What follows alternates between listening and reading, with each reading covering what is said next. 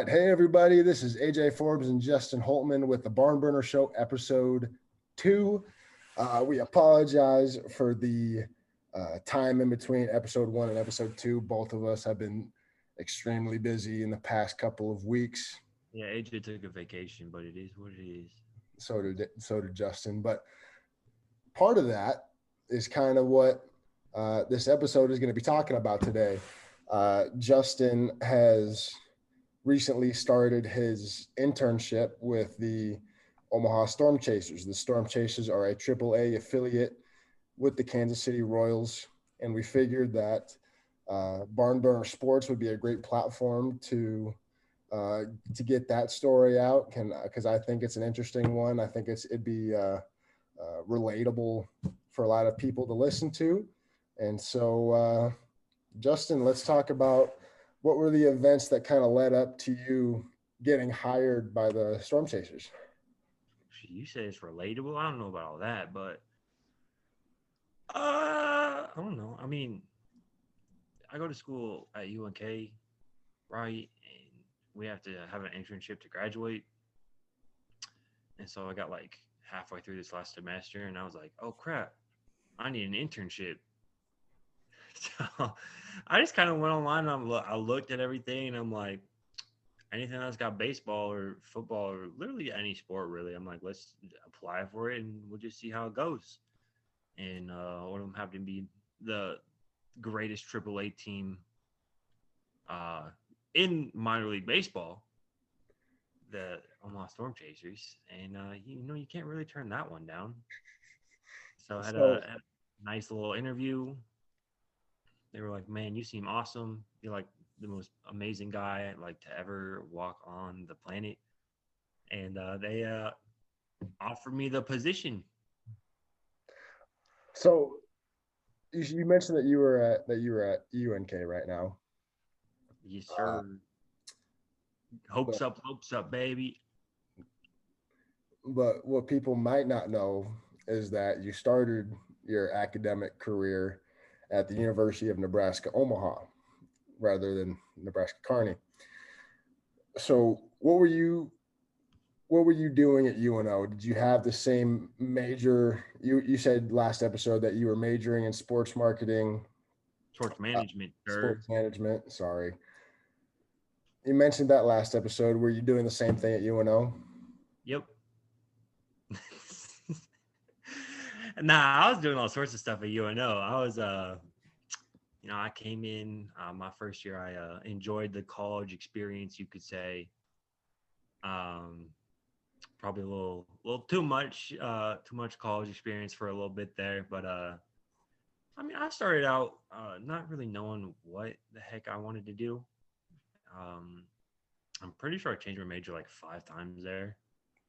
I mean, golly, I started as undecided, and then I went to criminal justice, and I was going to do aviation for a little bit, and I was in engineering for a little bit, and then I switched to business for a little bit. I'm like, man, all these suck. I mean, they don't suck, right? Anybody who's doing any of those things, hats off to you. I'm sure you love them. Whatever. See, that's the relatable portion that I was talking about, is that you went into college and you bounced around a lot trying to figure out what you wanted to study. I mean, yeah, like people give you crap for not knowing what you want to do, but I mean, you go into college, you're like 18, 19. How are you supposed to know what you want to do? You just kind of, I mean, that's kind of what I did. I just went around and like flip flopped around a little bit, you know. I mean, I had scholarships to help pay for things, so Mm-hmm. like, I could afford to do that, um, which is a blessing. Not everyone has those opportunities, which is understandable. But I mean, if people give you crap for changing your major or something like that. Like that just doesn't make sense. Like, man, you switch your major 3 years into your college career. What are you doing? Like, I'm doing what I want to do instead of what other people want me to do. Shoot. Yeah, and I did the same thing. When I was at the University of Nebraska Lincoln, I came in wanting to go into physical therapy, wanted to be a physical therapist, realized that really wasn't the path I wanted to go into. Then I started going into majoring in biology, Then I switched to psychology, and then I come to uh, the University of Montana, thinking that I'm gonna major in business because of the University of Montana is an accredited business school. And then that was really attractive to me when I was in the transfer process, and I end up going back to psychology and minoring in business. And so that's a completely normal thing for anyone listening out there, that changing your major is not the end of the world. Where were you gonna go if you didn't go to Montana? Well, that's kind of off topic, Are but you, are you allowed to say that? I don't know. I just like I've never asked you that, so I'm I mean, curious. I'm allowed to say it, but What was choice number two? well, it was when I was narrowing it down. It was Montana number one. Obviously, I'm here, right? But after Montana, I was really deciding between Abilene Christian and Southeastern Louisiana. Those were kind of the top three schools that I was really talking to. You chose the one up in the cold.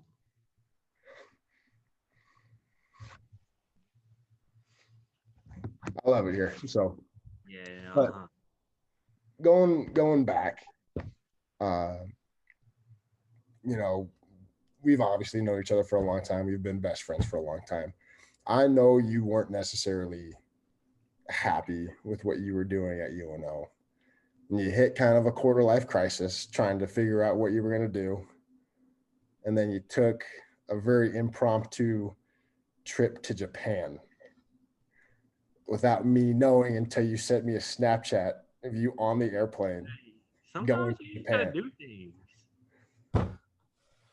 You know, sometimes you wake up one day and you're like, let's go to Japan. You know? I just thought that was kind of that's a funny story that I mean, people should know. if you don't if you don't like live to live, like there's just so much stuff out there. I'm not just gonna sit here and be like, nah, I don't want to see all these other places. And this was in the midst of you trying to figure out what you wanted to do for the Oh rest. yeah, I mean, I said I don't really care about anything else. I just want to travel, and so I just traveled. There you go. So fast forward, you go to UNK, go to University of Nebraska Kearney. Hopes up, lopes up. Thumbnail right there. And so you decide to go into sports marketing, and that's Sports management. sorry, sports management. And so you go into sports management. Why did you end up choosing that route? I mean, I chose that before I went to Carney. I wanted to do sports management, and then I decided on Carney. Uh-huh. Um, I mean, it sounds fun. Like I just get to be around sports all the time. Uh-huh. Like, I mean, my job is I wake up and I go to a baseball game. I work at a baseball game. Like, how can you pass that up? It's a nice gig. What more would I want to do? It's a nice gig. So what was the what was the process like trying to get that internship with the Storm Chasers? Like walk me through that. I mean, it's not as complicated as like people think. I applied, right? They said, let's have this interview. And I had the interview over Zoom. And they're like, okay, when can you start? That was that's it. And they gave me two options. They gave me after the first homestand, which was finals week. So I'm like, nah, probably not that one. So I started 2 weeks later with a couple other of them. And I mean, we just go hang out at baseball games. So like what are the this has been a relatively new thing for you thus far. But what are the kind of responsibilities that you've been given in the past couple weeks? Oh, shoot. We do everything. Our responsibilities. I mean, So like week one, what did you do? I mean, our position is described to us as an extension of the full time staff. So we'll do everything that, the year round staff does. except just, without the pay, without the benefits, all that jazz, intern stuff. Yeah. Um, Coffee runner. what?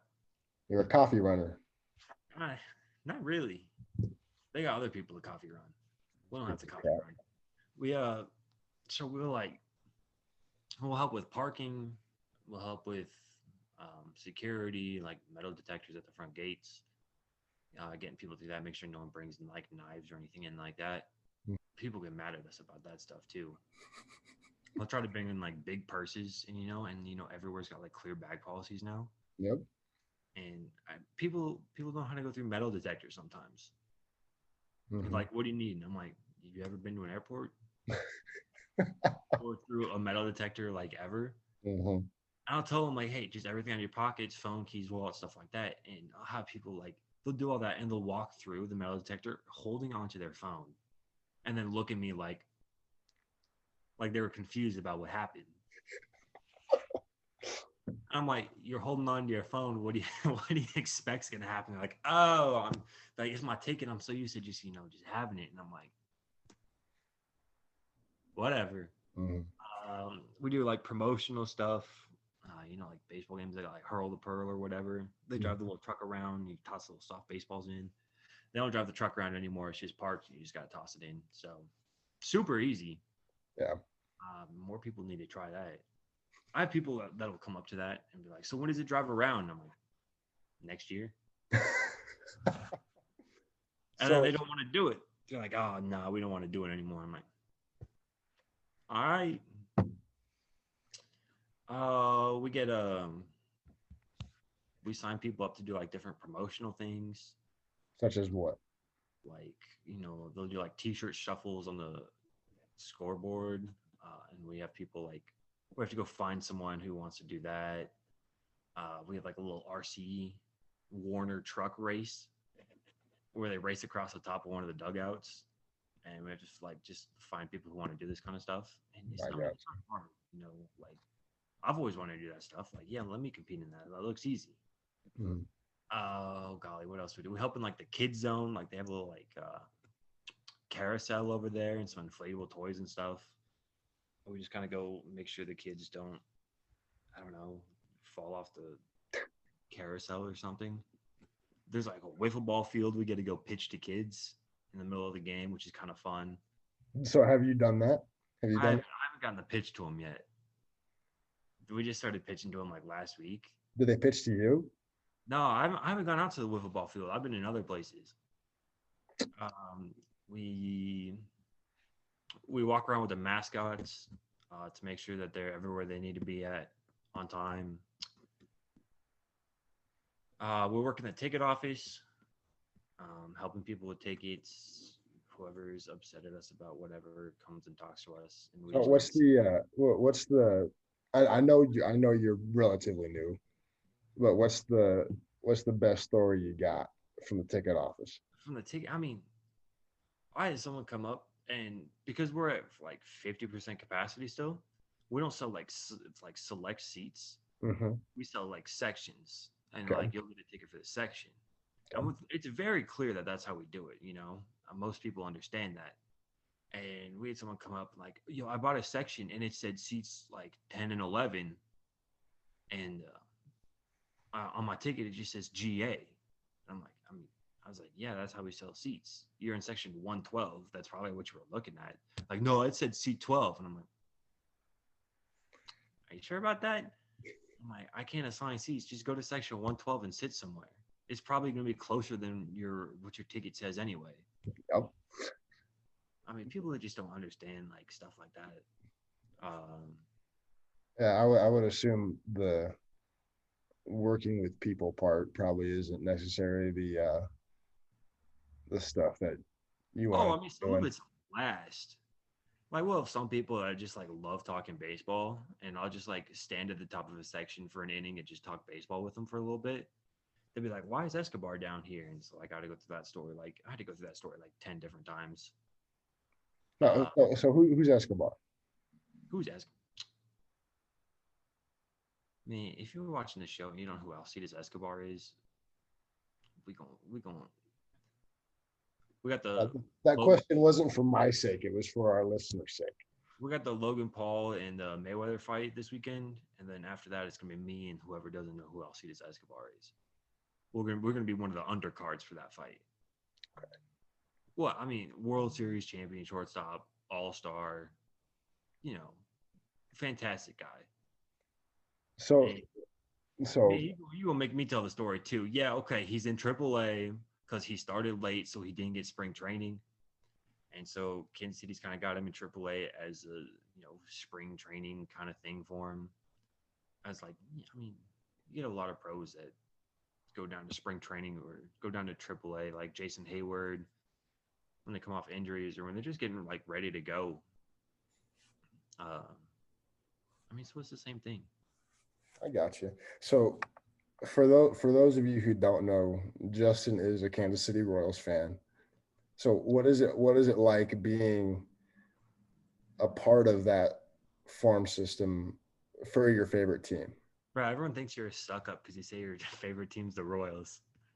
Like we got interns from like all over the country, right? And so people have the different like favorite teams, like the Nationals, the Cubs, whatever.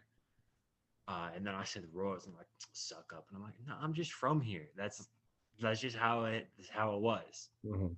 But I mean, it's really interesting because like even people in the front office, like they have their own favorite teams too that aren't the Royals, and even though they work like full time for the Royals organization, like some of them be like Cubs fans or something like that. But That's really interesting. I mean, it makes sense because like just because you get a front office job with a team, that doesn't necessarily mean that that's your favorite team. It makes sense, but not a lot of people think about the yeah, GM of the Kansas City Royals might have a favorite team that's not the Kansas City Royals. You know, yeah, I mean, as long as it's not the Cardinals, we'd be all right. or how Pat Mahomes is a part owner in the Royals now, and his dad played for the Mets, who happens to be my favorite team. So I wonder if there's still some allegiances there. But so like yesterday, we were talking, and you worked the grounds crew The grounds crew is last night. lit. So uh, explain first who the grounds crew is for those again for the sake of those who may not know, and then kind of explain what their rules are throughout the course of a game. The grounds crew. I mean, they're the crew on the ground. They take care of the field. Like teams will have like batting practice and stuff before games, and so they've got like they've got the cage. They've got the different nets that the pitcher stands behind so he doesn't get ripped by baseballs come back up the middle, different stuff like that. And we put like tarps and different mats over home plate so the field still looks nice and they don't tear up the field before the game starts. And so after all that, they finish like an hour before first pitch, and then we get out there to clean it all up, rake everything, water the dirt, which is my favorite part. I love watering dirt. I don't know why, but man, it's fun. You get the hose out there, you get everybody holding the hose, and you just walk around just spraying the dirt. Quality dirt sprayer. And then I mean during the game we don't really have to do a lot. You go out. We went out in the third and the sixth inning, and we were like, you run across, you rake, and you run back. So we went out and did that. And after the game, I mean, you just kind of hang out and just clean up the field, make it look nice again. You do mostly focus on home plate and the pitcher's mound. Of we rake all the like the loose dirt out of there, and then we replace the clay that got like I don't know, kind of got like messed up, like where the batters like feet are, where the catcher's feet are, stuff like that. Mm-hmm. Replace all that, put some fresh clay in, put some dirt down, and just trying to make it look pretty again. I gotcha. So what kind of interesting stories? Because you said that you had worked with uh, the head groundskeeper with who was it? Tom, he's the guy who used to work for the Oakland A's. A's. So you were working with the head groundskeeper for the Oakland A's for a few years. So what kind of insight did he have? What did he have there? What kind of Um, insight? What kind of stories did he have? What like give me the inside scoop of what a minor league grounds crew does. I mean, shoot, I mean, we don't really like during the game. We don't do a lot, but I mean, he was telling us like some stories. He worked out in Oakland, and it's just not a very good place to work. I guess not a very good place to raise a family or anything like that. Is what he was saying. Um, but he was telling us about like because we're gonna have to flip the field next week from baseball to soccer, and I mean he's got experience doing that because the A's and the Raiders were out there for a little bit. And he was doing that, and he said like, yeah, So it's a lot easier here than it was there. I feel so so what did he kind of explain to you how they transform a baseball field into a football field? They give you any kind of well. They said like, I mean, he was talking about like, I mean, on a big setting like that, they have to bring in like cranes and all these different like bleachers and stuff in because I mean, it's professional for both. mm. So you gotta have it like look nice and everything. But I mean, the Raiders still played on like the infield dirt, and it just did not look good. I mean, I'm sure they did the best they could, but I mean, that situation is just bad. I mean, they were the last pro team to switch out of doing that. Yeah, I mean, I can't imagine. I don't think I've played on a field that had dirt like that since youth football. I don't even, You know, do we even play I on can't that? I can't imagine you know trying to run down somebody on a screen and I'm just running down the third baseline in the Uh, infield dirt. they, Like, that's not soft either. Like that no, stuff is packed in. yeah, Like there's like maybe like a little tiny layer of like movable dirt on top, but outside of that, like we were out there last night and like you see like when they put concrete down, they bring like one of those like things to like flatten it and everything, like one of those things that like the little roller on it. They got the same one of those for baseball fields. They just go out and they flatten everything and pack everything down. We got to tamp some of the stuff by hand, which sucks, but and so like so you have to imagine, you fall down or you get tackled on that infield dirt, it's gonna yeah, hurt. I'm not getting back up. I Oh, say you're not getting back up. I say I'm all right, bro. I'll be here for the A's game tomorrow. Don't worry about it. So what's kind of the is your so what's your plan? Like, what is your plan to stay in the in the Royals farm system, work your way up with the Storm Chasers, or what's the plan there? Man, I don't really have a plan. I want to be the GM somewhere. That's it. I want to be a professional GM, bro. I want to pull all the strings. So Let me. that's the ultimate goal. I want to. Yeah, I want to wheel and deal. I want to make like a trade a day. That'd be fun. I'd get fired probably real quick, but man, you can make a lot of moves.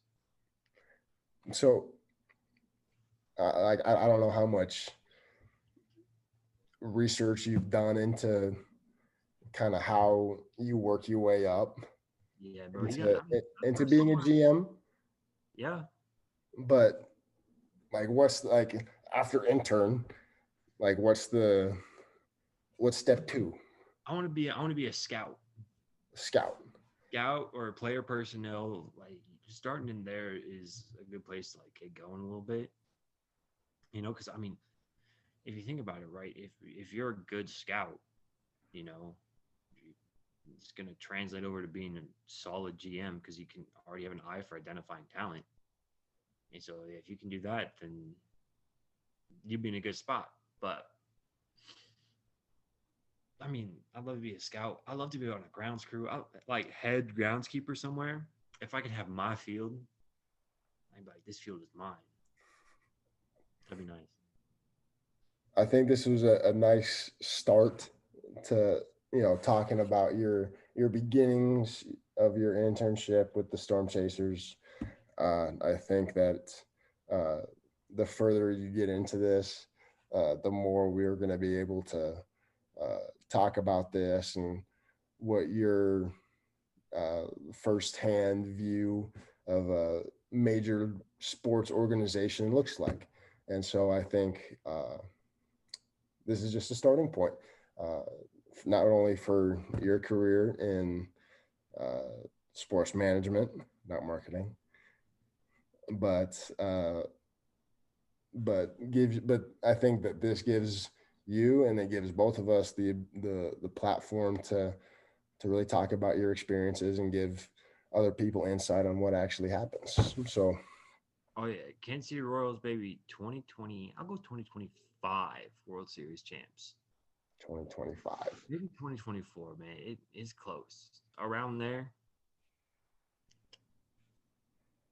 We'll clip that and save it for the next. You hold on to that for a little bit. I mean, Bobby Witt's gonna be coming up. Coer's coming up. Brady Singer's already in the pros. Daniel Lynch should get it figured out. Asa Lacey. So give me a couple guys on the Storm Chasers right now. So for those who don't know, AAA is one step below the majors. So for people in the Royals organization, you go to the Storm Chasers before you get to the Royals. So I mean, give me a couple guys to look out for. If I'm a Royals fan, who am I looking out for to make the jump? I mean, it's not always like. I mean, they'll dip down for a little bit. Like, they just took Olivares up like last week because he was playing really well. Then they brought him up, and I think his first game he went like 2 for 3 or something like that against the Twins. So he's filling in for the injured Jorge Soler, injured and just playing bad. I mean, everyone's got slumps. It's all good. But who's on the Storm Chasers roster right now? Right now, I mean, That would be that would be someone that would be exciting if I was a Royals fan. Kyle Isbell started in the pros and then he went to AAA, and then he's probably gonna be one of those guys to go like back and forth a little bit. Um, So how about this Jackson Kowar guy? Kolar pitches that our starters for AAA are lit. The bullpen could definitely use a little help, but I mean, But on the positive side, like I before we got on to record, I looked up kind of who was notable on the roster, who's doing well, and Jackson Kowar is 5-0 on the year. He has an ERA of 0.85, which is really good, obviously, and he's thrown 41. He has 41 strikeouts compared to 10 walks. So I mean, and so you've seen this guy pitch firsthand twice, twice now. twice, and he's obviously won both of those games. Correct? No, No. Oh, no, he pitched. He pitched last night, and it was 0-0 after 5, so he got a nice little no decision. uh, That's the first one he didn't win. gotcha. So this is being recorded on June 3rd. He was player of the month for May in AAA. There you go. So there you go, Royals fans. You got something to look forward to in the He next was 5 years.